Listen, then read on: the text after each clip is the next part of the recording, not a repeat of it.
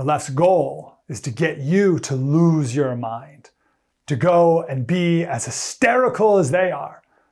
Joe Biden gave his speech near Valley Forge. It wasn't in Valley Forge, it was near Valley Forge. He says, we almost lost America. We almost lost it on January 6th because of this guy, the shaman, the guy, the Viking helmet guy. The whole thing. We almost lost all of America. Here's what he said near Valley Forge. Today we gather in a new year, some 246 years later, just one day before January 6th. A date forever shared in our memory because it was on that day that we nearly lost America. Lost it all. Okay. We didn't lose it all. We weren't close to losing it all. There's no way. Listen, if that shaman guy, if all it is between us and losing it is the shaman, then we're in even worse shape than I've ever thought. We'll talk more about hysteria to wrap up the show. The point is, the left is trying to make their base hysterical. Actually, we got one more clip. This is Whoopi Goldberg the other day. In fact, there's a reason Joe Biden ran the way he did. There's a reason he's running for democracy now, because that's really what's at stake. You worried that you can't pay your bill? Wait till the other guy becomes president, and you won't have to worry about it because you'll be in some camp somewhere, because that's his promise. So good.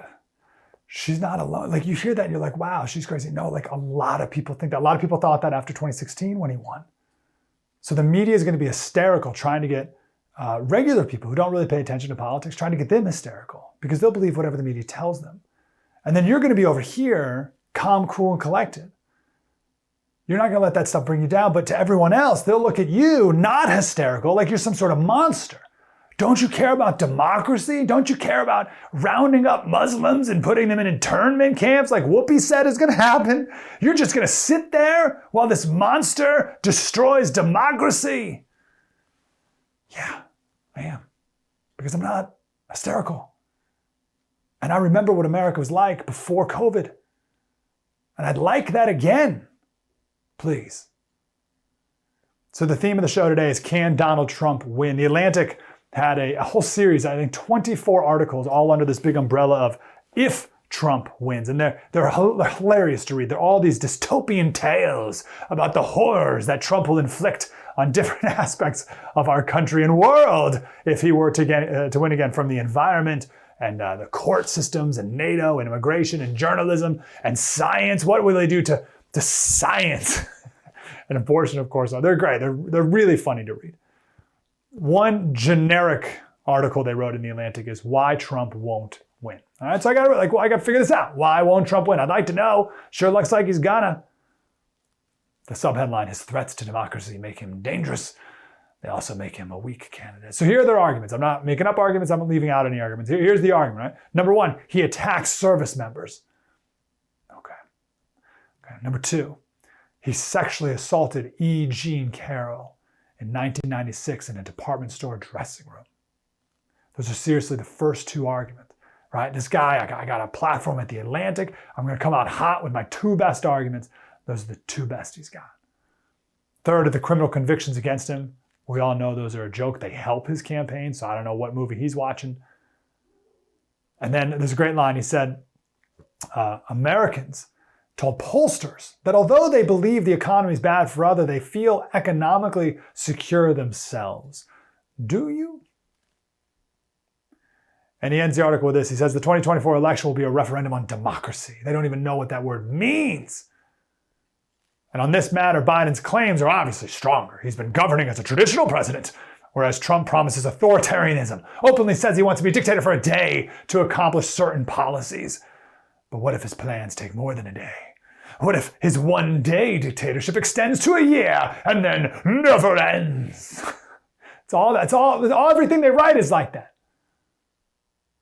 Anyone who didn't realize that Trump was joking when he told Sean Hannity that his dictatorship's going to be a day, if someone took that seriously and they admit that they take that seriously, that's great. You can now completely dismiss everything that person says. That person is not a serious person. They're not worth listening to. By the way, on day one, Biden stopped building the wall and the construction of the Keystone Pipeline. That's what Trump said. Trump said on day one, my day one of dictatorship is I'm going to build the wall and drill for oil. Right? That was so. So Biden did the opposite of those two things. Was he a dictator for a day? No, he's a traditional president who's presiding over the attack of the former president for the first time in American history, along with the invasion at our border. But whatever, yeah, he's a traditional president. So the question is, can Trump win? There are people who are going to go to the caucuses and the primaries, and they're going to not vote for Trump, right? They're going for Nikki Haley. So there's some people not voting for him in the primaries. Why? Some people think he'll be in prison. Be in prison, you can't vote for him. I'm not going to vote for a felon. First of all, I don't think these trials are going to be done in time for the election to roll around. I'm pretty certain they won't. And then if he wins, he'll just pardon himself. So that's that. Maybe he'll run out of money. So he doesn't have the juice to make it across the finish line. I don't even, how much money does he even need? It's like, we've all heard of him. He doesn't need to increase his name recognition. Donald Trump might have the most name recognition of anyone in the history of the world. There's no newcomer to the scene. I don't even know how much money he really even needs.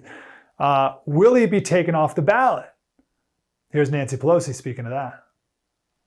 If you believe he engaged in insurrection under the plain meaning of the 14th Amendment, you believe he's ineligible to be president.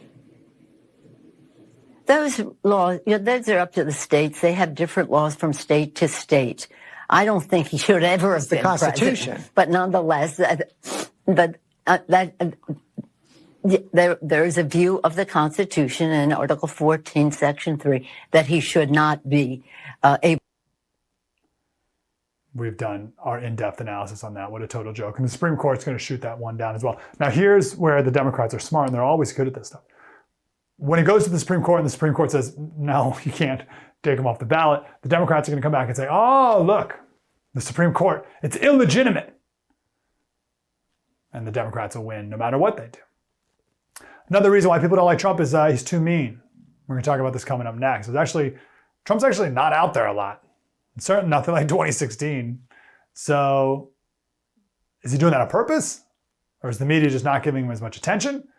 But it's to his advantage. That's for certain. Let me rebuttal all these with some numbers here.